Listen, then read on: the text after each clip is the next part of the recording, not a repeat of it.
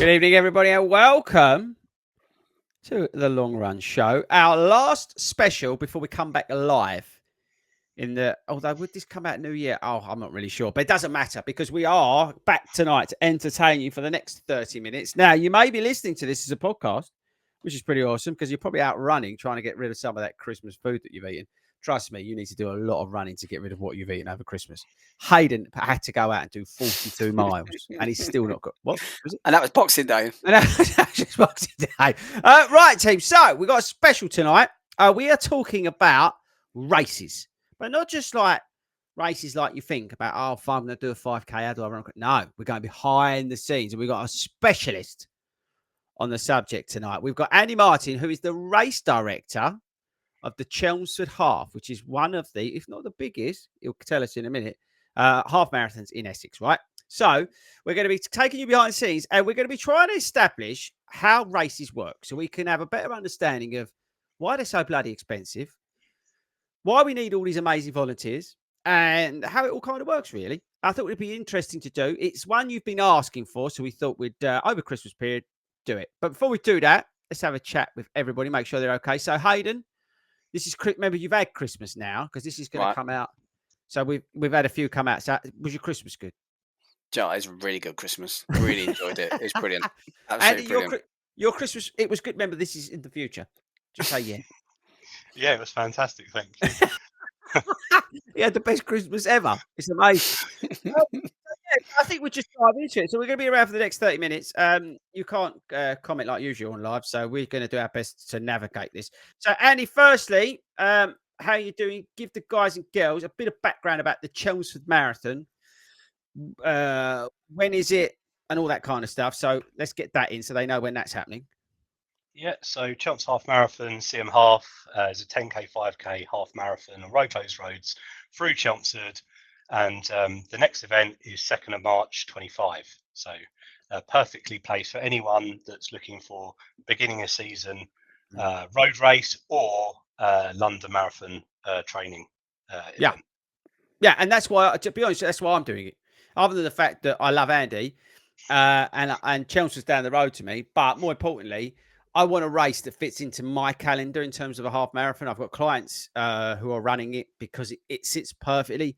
It's not flat. It's not outrageously hilly. It's just a nice test, sort of 6 weeks out before we get into spring marathon season. I think that's why it sits so lovely for me in the calendar. And Chelmsford's a beautiful place as well. Well, I think like when we thought about starting the event, so like, we dreamt this up in COVID. Like lots of people thought about getting stuff off the ground in COVID. We thought, right, what could be a really cool, like really great race that fitted well in the running calendar, that was going to really add something to the running calendar. And yeah, Chelmsford's got one of the biggest park runs in the UK. Didn't have a major half marathon road closed event at the time.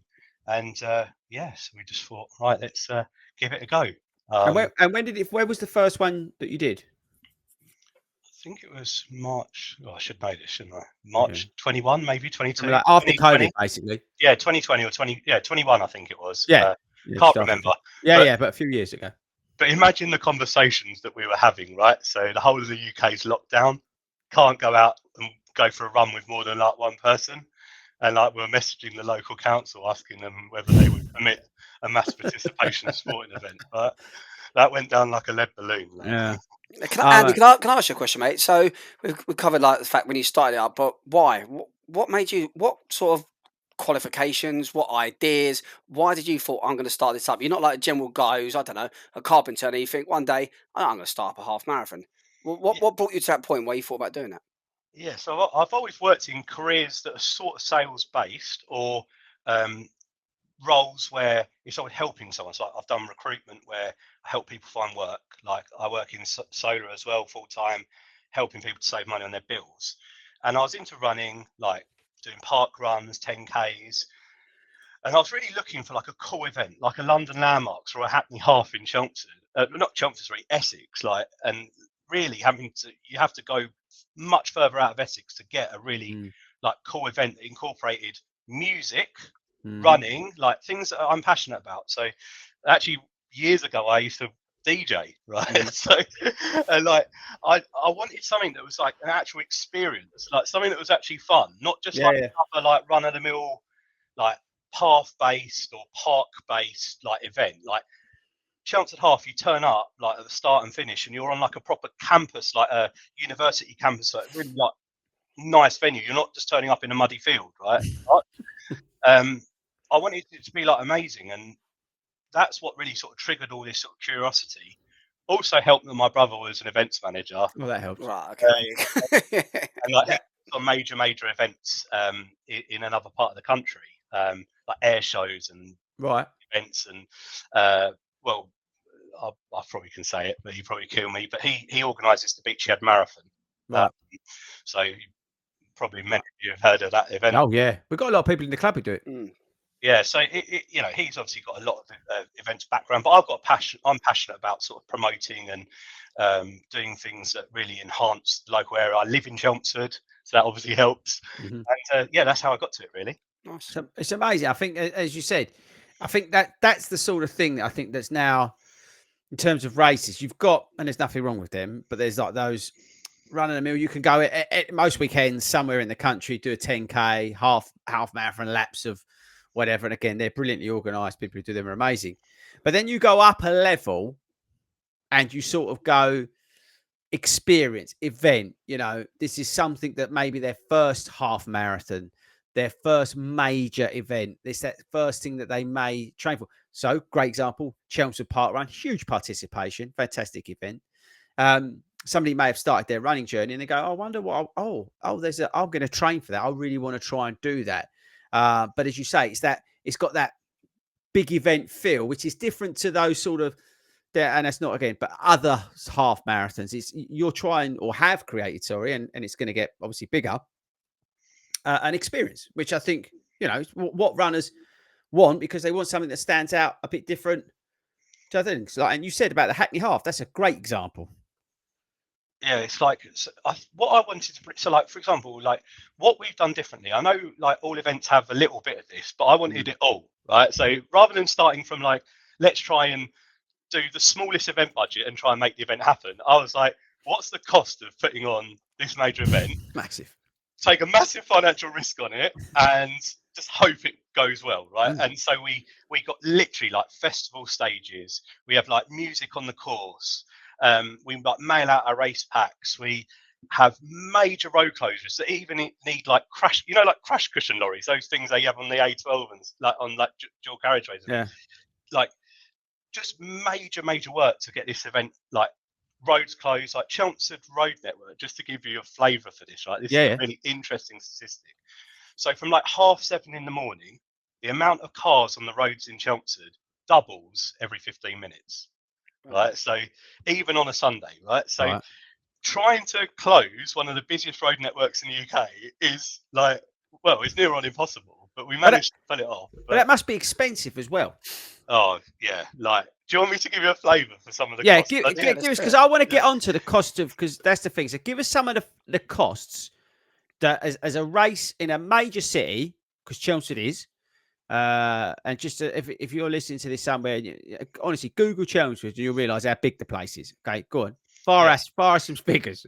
Well, we didn't help ourselves by doing a single loop course, right? So obviously the easy way of cutting your costs down, the amount of water stations you have, all your costs is you do loops, because you have the same volunteers or paid staff on that single place, right? So when you close roads, and London Marathon actually follows this same process, you have your traffic management guys that go out, close everything. Then you have paid staff that then sit on every single road closure from like 7 in the morning through to whatever time. Right. And then you have your volunteers on all the cool fun bits like the water stations, handing out the medals and all that. So just to give you a bit of a flavour, and we've dialed some of these costs down. So timing, right? So timing fee for them to time the event. You have a chip and bib fee. You have a pack fulfillment fee, and then you have postage per runner that sends out. So when you receive just a bib in the post, you think, oh, what's this? Like, what's this cost? Like 50p, right? Well, it's about, for 2,500 runners, about £6,000 just to time the event. Keep going. This is good. This is going to get expensive. I can feel this. So a crash cushion lorry, right? So literally one of those lorries, just that with one driver, one member of staff to put the cones out, just one of them, right? We have one traffic lorry, and we have I think it's 15 traffic transit vans go out, putting the cones out. Cones, traffic signs. There's a diversion on a dual carriageway. Like they shut down a dual carriageway, so part of the race takes place. You literally run on like a 70-mile-an-hour road. Wow. But with no cars. Oh, okay. It probably would be a bit sketchy if yeah. So yeah, traffic management. Even though we've dialed this cost down, £15,000. Just to put the cones out. Just to put the cones out. Okay. It's unbelievable. Then Essex County Council actually have one of the lowest fees for road closure notices, but just to put the notice in for them to permit it, £1,600. That's an admin fee, I'm guessing. An admin fee. Nice. Thanks very much. Paid staff for all the positions where they're really not that fun. They stand there from say 7 in the morning through to whenever, like 7-8 hours just standing there. £12,000. Okay. Well, yeah, Hayden's. But just let you know, Hayden's an accountant, so he's adding this up in his head. He knows me way too well. I can see his little hobbit eyes twitching. Now, even though it's like when you start to see these costs, right, you need to advertise so people are aware of your event, right? So yes, you organically get people signing up because they hear of the event and things, but every race has to advertise. Last year we spent just over 20,000 on Facebook advertising. Sorry, how much? 20,000. And is that like normal? For big race, to be honest, big races will spend more than us. Races like Hackney Half probably, I reckon they spend over £100,000 advertising. Jesus. So just some bananas and Mars bars just to give away at the end. Yeah. Right. Well, we get ads from Aldi, right? Not even cheaper getting them from Bookers. Yeah. £1,200. Just as somebody has a banana at the end of the road, which I think they appreciate. But just you don't really think. Videography and photography. So you have a professional company for photography that takes all the race photos. You have photographers that take photos of the event so that you can post those. You have then like social media people that help you out to take photos around the course that are paid. You then have videographers, time editing, even getting that at a good price, £1,500. I think we spent more than that last year. Is that do you give out free pictures, or do people like buy the packages, or how's it?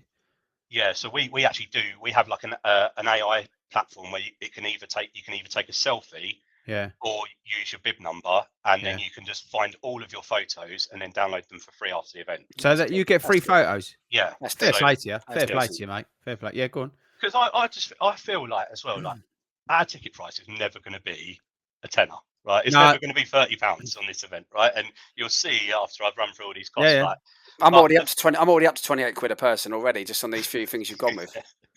Yeah, that's it. So printing costs. So you've got things like your banners, your selfie walls, and like you can't have the same thing every single year. And like you've got like hundreds of meters of banners that you print banners for. We try to reuse some of it. So and then you've got all your arrows, so things that need to get reprinted or extra ones every year. £1,500 in printing every year, like design work and printing. We have a warehouse, so it's quite a small warehouse, but we have a warehouse where you have all the bits in, I suppose. Just like you just accumulate so much stuff, like tables, signage, bikes, all sorts of stuff like that you need to put these events on. Water containers, like everything. £6,000 a year. Yeah. You can't even rent a small double garage. No, you can't. Yeah, like a couple of thousand. So you need like something reasonably substantial for these events. Something that no one sees is Stripe, which is like PayPal. Take like 1.5%, which is around 1% or something, right? £1,500 a year. Yeah. And that's on like say £100,000 worth of sales. So it's like if you do more sales, like actually the fees go up and up and up. So event licensing fees. So even if you're an affiliated runner, or unaffiliated, you basically have to pay a fee. We have to pay a fee to set the event up, and then we have to pay a fee per runner that runs the event. And then you have to have separate insurance where you're not covered by certain insurance on the event. Yeah. £3,000 a year. Okay. So anyway, it goes on and on and on, right? So first aid, for example, you need private ambulance companies. Like Yeah, that's expensive. NHS doesn't cover anything. So, Yeah. and the problem is, because the first aid companies now need to be approved to work with the NHS, like with the way events are going, so you don't impact the NHS, you need proper, really good first aid. They're all on overtime. It's a Sunday. They're all up. They're doing it for a bit of spare cash. So we have quite a good deal with our first aid company, and we have a very good first aid company. I'll tell you about it in a second. £6,000. Yeah. It's not £500 anymore, like maybe a very small event used to be able to get. Yeah. So, I mean, look, that's a little bit of a run through. I don't even think I covered everything. Even medals, right? £4,000-5,000 on medals a year. Right? And you put a decent medal out as well. That's the thing. Again, you're all about that experience side of things. Yeah, so like I get the whole sustainability element of like a wooden medal and all this, but like if you've run a half marathon, you've run like a major event, you run on dual carriageways, you've trained for months on end, right? For me personally, I want to have a medal or memento that's going to last forever. So we have big metal, heavy medals with big, thick, wide ribbons. So you really feel like you've earned your medal. Premium. Good. Yeah. So yeah, that's a bit of a run through. I mean, I don't know if you've had. I've got one. Do you have like a bike? You know, like you see the bikes at the front. Like, do you have a geezer cycling or do you have a motorbike guy? So actually, this year we'll have motorbike. Will have some motorbikes. We actually, the traffic management company provide a motorbike. Again, another thing I forgot. That's about £400. But I've actually got a funny story about bikes. Tell us. Well, it's not even funny. I don't even know why I said funny because it's actually really bad, and I probably shouldn't be telling you this on this podcast. No, we like this. These are stories we like. We only get 1 million downloads. Don't want to know. So, I probably really shouldn't tell you this story. Just tell us. It was the night before the event. This is literally like, I think our first year. So it was the night before the event. I was walking, putting a sign out. It was in the dead of night. It was literally like pitch black. I was with one of my event team. Anyway, we got back to the van. I went to like close the doors up. There was no electric bike there. And I was like, have you ever had that sinking feeling where you've realised you've lost something? Yeah. Well, the worst thing was we borrowed this bike off a bike shop to be the lead bike. And the reason it was in the back of the van was we were taking it back to make sure we didn't lose it, but to keep it in the home. So anyway, we were panicking and oh my God, I was like shaking. So we retraced our steps and realised, it had been stolen out the back of the van. We hadn't noticed. Stupidly, we left the back of the van open, right? So anyway, we're driving back, and I wouldn't expect you to know this, but Chelm Village, which is actually part of the course, it sort of like swoops around in like almost like a circular direction. And so we're driving, and we're driving back to almost where it got stolen, and there's a guy, all in black, on a black electric Specialized bike, black gloves on, hood up, cycling this bike around Chelm Village. And I said to the member of my event team, we've got to get it back, right? Now, look, logically, if you think sensibly in any form of circumstance, you wouldn't do it. You would not do that. Would you? Would you? No, I wouldn't. I'd call the old Bill. Well, I should have. But I'd jump on the back and just take him off. 100%. Wouldn't think twice. Adrenaline was rushing through my body. Like I was like, we have to get this bike back. What I haven't told you already as well is that we googled the bike we'd borrowed, and it was a Specialized Levo SL, which is like £6,500, and we knew we weren't insured because we weren't covered for things that we didn't own. Oh, so he's we panicking. So I was panicking, right? So we drove past this van really quickly, right? And the Chelm Village sort of curves round, and there's all these side roads off it. So we drove past the bike, like probably got like 300 meters ahead of it, and pulled into a side road. Got out the van. So I'm like panicking. I'm thinking, oh my God, like we've got to get the bike back. I can't believe we've even spotted it. What are the chances of having the bike stolen and then even getting that bike back? So we're waiting there. Like I'm with this member of the event team. We jump out when the bike comes round to this side road, grab the bike. The guy jumps off this bike. Anyway, he's like shouting at us and saying all this sort of stuff. And I'm looking at my member of the event team who's looking at the bike, and he says, It's not the bike. "It's not the bike. It's not his bike." So you put some geezer off his bike, probably. So Poor bloke. Oh. So, well, you say that, but he was like, I won't say. But did you get the bike? Did you find your bike? No, it got stolen. It was stolen, not by that person. So we had to apologise to this guy. I mean, he was up to no good, right? Like, Yeah. We could tell. Still. But the thing was, right, I was standing there shaking. I just had this most surreal experience. I just, for the first time in my life ever, I jumped someone, right, that hadn't even stolen our bike, right? We had to let him go, right, and apologise profusely that, like, sorry, we've had our bike stolen. This guy must have been looking at us thinking we were absolute madmen, like. And do you know what? The real actual learning for me that came out of this was like, that was so out of body, like an out of body experience was so like surreal. Like, what I really learned is like, it's not actually about how you make money that's important. Like, it's not, that is, it's more important. Like it's how you make it. Like, you know, doing it properly. Like, I should have thought that, you know what, if that bike gets stolen, we're not going to get it back. Like, that person must be so desperate to be doing even something like that in the first place, right? That I should just let that go. I mean, what if I'd got stabbed or something silly, right? Like the night before the event, like. But you're under pressure, and this is the thing. I think you're, and we're not excusing that behaviour, by the way, but I think it shows that the pressure you're under to put these events on, right? It's the first year, and you want everything to go well. You want everything to go right, and you know. But for you, it's a learning curve. I mean, as you said, it's back in 4 or 5 years ago, whatever it was. And now you're a totally different person because you've got all the experience that you've developed, and I'm sure the event has had hiccups along the way, but every year, and this is the good thing, and I think actually it's a good point when I think about it. And Hayden, you'll be able probably to say, I think the events in general, they do get better every year in general because the run directors, race directors like yourself, Andy, you're constantly learning, you're constantly tweaking, you're constantly improving, and like you said, you're trying to optimize the experience of the runner. You're trying to give them something that they'll be proud of, that they can train to, that when they go home after finishing that half marathon, whether they've run their fastest time, their first time, whatever, they go, you know what? I've just done the Chelmsford half marathon and it was epic. That's ultimately what you want. And yeah, you're charging, and we'll come on to that, just say you're charging a premium, but I think if you're leaving people with the experience that you've got better at delivering, I think people will feel that once they. Would you say, Hayden, with some of these mature events, like Hackney's definitely got better over the years, for example?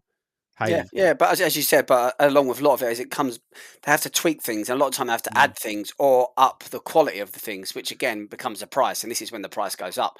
This is when people are moaning about it. But as you said, it's almost that whole phrase, you've got to invest, you have to do this sort of stuff, and you've got to pass that cost on. That leads me on to saying, so just mucking about, seriously, I worked out about 38 quid a head just for them costs you talked about, and we know we're not going to go into it because there's loads more costs on top of that. It's loads. So just two real quick questions. I know the viewers are going to be dying to it. First of all, how much do you charge for the race? I think so. The best time to buy a ticket for the event, by the way, just getting this out there. We do the same thing every year on event day. So on the 2nd of March, you'll be able to buy a ticket to the following year at half price. We always do that every year, and then every single ticket release, the discount reduces. So we never do like flash sales, Black Friday deals. If anything, the Black Friday deal was if you don't buy a ticket now, the price increases. Right? So that's how we do it, to make people that buy tickets early get a low price. So I think the price for the half marathon at the moment is about £52. Okay, so if we're doing basic, obviously maths, the profit margin there isn't that great. So the other question people are going to ask is, and you're not moaning about it at all, you've just explained to us, which is brilliantly, so all knows, is why do it? Why do it? There's obviously not a massive amount of money's been made there, and it sounds like the logistics, and all it takes is one thing, like your bike story, £6,000, you're £6,000 down already. Why do it? No, that's honestly, I ask myself that sometimes. Like, it's no. The thing is, it is about creating legacy, right? So, why do you run 4D? Like, why do you? It's a good question. It's a really good question. if I spent the same amount of time, everyone knows that there's a bit of money in solar, right? So if I spent the amount of time that I spend now, it's not even just about the amount that the event makes, which is not a lot. But if I spent the same amount of time I dedicate to doing this event in solar, I'd be in a totally different financial position, like totally, right? So the thing is, it's like a double hit, right? Because it's like time impact on my life and my family and time at work in my full-time job, right? But also this. So why do I do it? Well, I'm passionate about creating this like massive event. Charities are having a massive impact out of it. I mean, four people run for one charity and raise like £25,000. Wow. So like, it's wider than just am I personally gaining from it? Like actually, and in time, if it goes from a 2,500 person event to maybe 3,000 or 3,500, that might be where it can supplement my income. But to be honest, like because I don't have the time to be fully doing this all the time, I actually have an event manager as well. Like that's another cost which I didn't want to say because that'd be unfair to talk about salaries and things. No, you can't. But I actually have an event manager, and you can only sort of start to imagine how much an experienced event manager earns. They're not a minimum wage, that's for certain. Chris, can you do a real quick favour, Chris, before you ask your question? Can you just change his name to 4D? Right. He works full time. He doesn't have the time because he's got so much going on in his life. He's Earns just doing nothing. this. Earns peanuts. He's just doing this to put it out there for people. So he's putting it out there for legacy to get things together. You'll change right it. there. Andy 40. I got in my brain, right? I'm thinking, why don't we get like sponsors coming and pay? Because I would say, and I'm using Hackney Half because, and please don't say if you listen to, they won't be listening to this, but let's say they are. They've done a great job of getting really good sponsors on board. I appreciate the demographic that they're going for and where they sit in the all that sort of stuff, right? But they've done a cracking job of in terms of getting like Wizz Air and all this sort of and they get all this other come along, but they're getting big paychecks from it. I know it's a chicken and egg because without the numbers of runners, you can't then go to them and say, "Oh, we're going to have 10,000 runners," and then it's just. But where firstly, like, how much is like a sponsor? Would any sponsor pay? Don't give you like, but I'm just saying, like on a bigger scale, like someone like Wizz Air, they must be giving Hackney Half like a what's it load of money. Yeah, I reckon probably like. See that's the thing, right? It's like where suddenly things start to change is if big sponsors come on board. Yeah. So, i.e., if you have 10,000 runners, and by doing a bit of marketing for them, you put £1 million worth of business their way. What cut are they giving you? Like, and it's probably a reasonable cut, right? So, like small percentage, but actually suddenly it's 50 grand or 100 grand or something worth of sponsorship, right? London Marathon's not cutting like $5 grand sponsorship deals with like no. stuff. They're charging, they're very commercial, right? So they're charging hundreds of thousands of pounds for these sorts of sponsorship deals, right? So yeah, you're right. But surely that would equate. This is what I'm trying to get my head around, because Hackney is apology, even Cambridge, right, is a relatively same price like level as you, right? But Hackney's must be getting millions in sponsorship, and so surely that increases their margin. They're getting so much money chucked at them. So why are they charging so much? Surely they should be charging less because they got so much sponsorship money. But you got to ask yourself one question with all of that, though. Does Hackney sell out every year?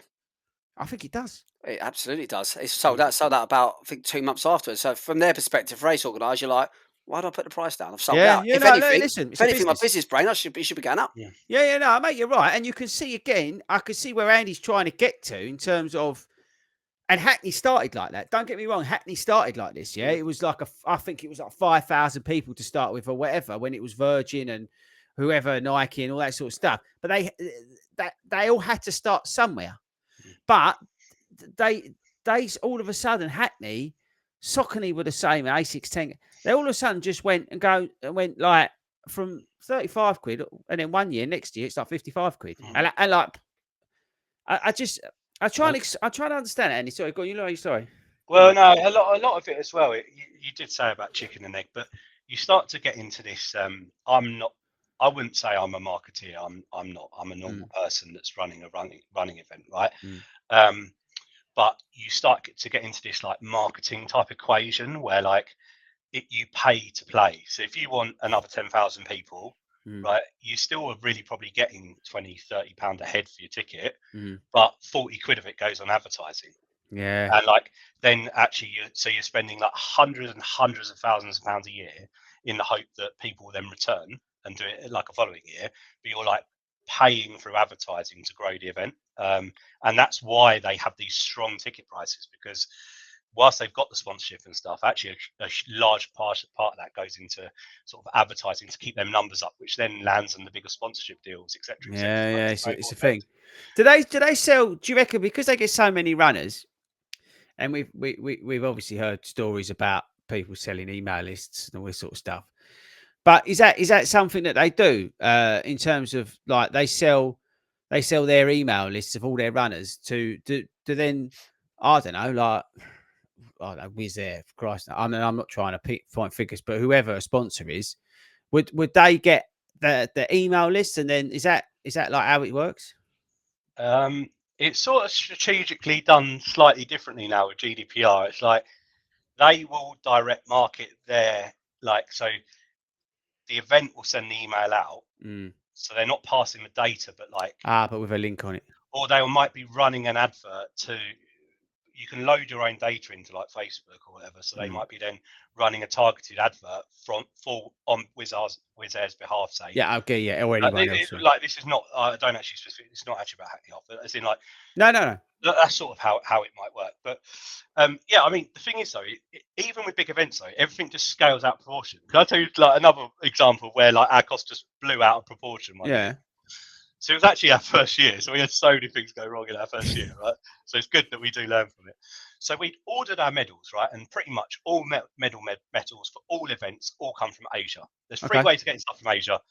Train, which is like through multiple countries. By sea, it takes like 3-4 months to clear customs, and then air, which is just not it's the wrong price, right? Yeah. And it's like £1, £2 a medal to send them away. So we opted for the train because it's like a middle ground, quicker, not as bad on the environment, and thought it was a good idea. What we didn't know was that the Russia-Ukraine war was about to break out, and they got caught in Belarus customs for months. So the week before the event, the medals for our first event ever had not arrived, right? Could you imagine? I was shaking because I was so terrified. Like, you can't put an event on where people expect a medal. Yeah. You flaunted the event, like, so you air freight like 1 or 2 sample medals. Yeah, right? sure. We'd flaunted the medals about on social media saying, look at this great medal that's coming. And they hadn't arrived. So we paid out, say, best part of with shipping and freight and everything, probably £5,000, say, on the medals that didn't arrive. Then the week of the event, I saw some generic medals in the UK where they like were able to put like a custom bit in the middle and whatever. They were just like school fate type medals. They were like £1.50 each or something crazy in the UK. So that was another like £4,000. And then so we gave out these like rubbishy sort of medals on the event day, and then after the event taking place, about 5 weeks later, the medals eventually arrived, and we sent them out in the post. Oh wow! So I thought, oh, okay, it would be like £1 a medal to send them out. No, because they were so heavy, they were like a parcel, classed as a parcel. So it's like a couple of pound a medal to send them out. So year one, our medals cost like £30,500. Yeah, do you know what though, Andy? To be fair to you, you've done things right there. So I run the Surrey Half Marathon, and this was just after COVID, and their medals didn't come through. They were stuck in freight because of COVID. And so what they told us beforehand, to be fair, about a week before, they said, what we're going to do, and they gave us a paper medal. It's quite clever. They cut it out, and it was a paper medal. So you just rip it straight off. And then when their medals actually came in, which was about 7 or 8 weeks later, we had to go down to like a head office and go and pick it up ourselves. So at least, to be fair to you, mate, you've done things the right way round, whereas they didn't. And Surrey Half's a big event as well. Yeah, I mean, I can sort of understand, like, maybe that because they're more established, they can get away with it. But like, when you're trying to establish yourself as like, we're different, right? We're not cutting corners. Like, we are slightly more expensive. Like, this is where it's hard to quantify to someone why the ticket's 10 quid, 15 quid, 20 quid more than maybe another race. But maybe today is like given some flavour Yeah, behind why. definitely. And that was really the aim of this was more to give people a bit of an insight, because I think we're all very quick and rightly so to a degree. It's, we're spending our money to go, you know what, bleeding A6 10K, 65 quid or whatever it is. What's going on here? And you get some soppy bag at the end of it that no one wants and all this sort of stuff. And then but when you actually stop and think about it, like what we've heard today, they're closing roads in London. They've got all the roads in London have to have, like as you said, we'll have a paid person on there. Then they've got all the signage, they've got all the cones, they've got all the barriers, they've got all the, all right, they've got like whoever's sponsoring it now and all that kind of stuff. But as you say, that money effectively goes on marketing, because if you're spending 20 large on Facebook, they're probably spending 200 grand on Facebook as to get people to do it. And it's just, so it's all relative. But so when you stop and think about the price of that ticket, it kind of makes sense to a degree. You've got obviously the smaller companies of this world that do brilliant jobs, like the Run Through of this world and that lot, but they're, I would say, more of a volume business, Hayden. That's probably fair. Turnover, Yeah, they do a lot of runs. They have equipment that they can put up, take down real quick, and and they do a fantastic effort, right? But I think the hard place to be is where, Andy, you are with the Chelmsford, where you're that sort of premium or trying to be a premium event that has to grow into a premium event because you're not mature yet. You're in your infancy. You're in that really hard part where it's like you've got to spend, but you can't spend too much because you're not making too much because the sponsors ain't there, because the things ain't there. And it's like, but eventually, like the Cambridge half or the Oxford half, you will get there. And that's the thing, I suppose. That's the dream, right? For you. Yeah, and that's what I sort of going back to, like my story about the bike or the medals or sort of loads of learning journeys away. It's not like how you make the money is important. But it's more important than what you make. And that's my view. Like, it's more important that I deliver a fantastic event and not cut corners. Fair play to you. And the event doesn't make loads of money. Maybe it might make some money in the future. It's certainly not lose money. It's like at least it's a sustainable event. Like we are selling, like literally the first because we do that large discount. The first 48 hours when we put tickets on sale last year at the event, £50,000 worth of sales. So like it's sustainable. Like, the event's like growing, growing year on year on year. But we're caught in that middle ground where we're not Hackney Half or London Landmarks, but we're also not like a run through sort of sort of event, right? So it's but yeah, it's exciting. We've got the event coming up 2nd of March. You can buy tickets.